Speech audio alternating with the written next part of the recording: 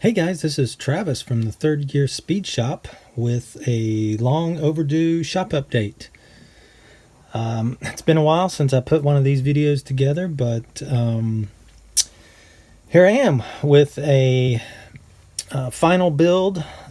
Just finished this project up a couple days ago, and I thought I would share it with you guys. So it's a 55 Chevy dirt track stock car. Back in January, mid-January, I joined a group build on one of the Facebook groups that I'm a part of, Dirt Track Modelers, and they put out a call for a Tri-5 Chevy group build, any Ford, Chevy, any make between 55 and 57.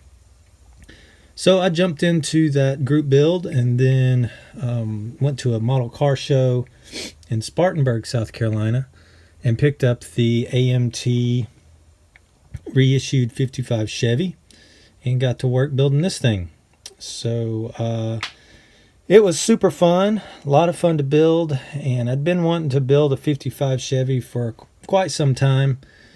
They just make really cool stock cars, gassers, customs, you name it. The 55 Chevy is just a really, really cool body style. I really like it a lot. And it had been kind of hard to find, 55 Chevy before the reissue. So when the reissue came out, I was pretty excited and jumped on it. I won't get into all the particulars about the kit. There are reviews of the kit online, so I won't get into all that, but suffice to say it's an older mold, so there's a fair share of flash and such, but overall the body was super clean. Wasn't a lot of mold lines to get rid of. I did, as you can see here, I did hog out the wheel wells. I blocked off the tail lights and the headlights, as you can see here. And then I added these vent holes in the hood. But other than that, it got rid of the trim. But other than that, it's your basic stock 55 Chevy. Let's see. I can. One of the cool things about this build, I don't know if I'm going to leave it this way or if I'm going to permanently glue the body down. But one of the things right now is I can just lift the body off and show you guys the chassis and all the chassis work. So one of the first things I did when I got the kit is I had a molded in exhaust, so I cut everything out of it from here back. Added my own cross member here, rear cross member, and added my own transmission cross member. Scratch built these straps and support for a gas tank that I cut out of, I don't even remember what it was, but it was a gas tank that I cut out of another kit and put it in there. And then bumper supports for the rear bumper, and then scratch built the roll cage, and all the stuff up front is scratch built, radiator brackets, mounts, and all like that. One thing that I did do is the kit had the firewall molded to the body, so I took the firewall out of the body and put it onto the chassis so that I could pop the body on and off, paint it separately without having to fish these bars through the body every time I wanted to mock it up or test fit or whatever. So And so the firewall, I actually added a piece of styrene plate here to the firewall, and then attach the dash to this piece.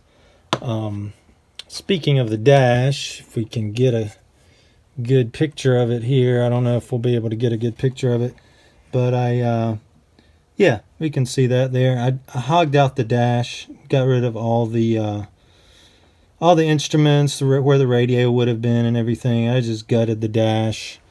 I didn't put any gauges in it.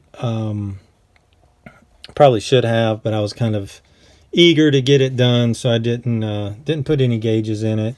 The seat is from the Outlaw Speed Shop, Sheldon Rothwell, and I just put some used masking tape to put the seat belts in. Just styrene for buckles, nothing fancy, no fancy photo etch or anything like that. I scratch built that shifter out of styrene and a little dollop of glue for the actual handle. The wheels and tires are PPP, Plastic Performance Products. That's the wide 5 wheel and the Firestone Sportsman tire. So very cool, injected molded parts. They're not resin. Really like his stuff, and he's local to Asheville, so I always like to support him when I can.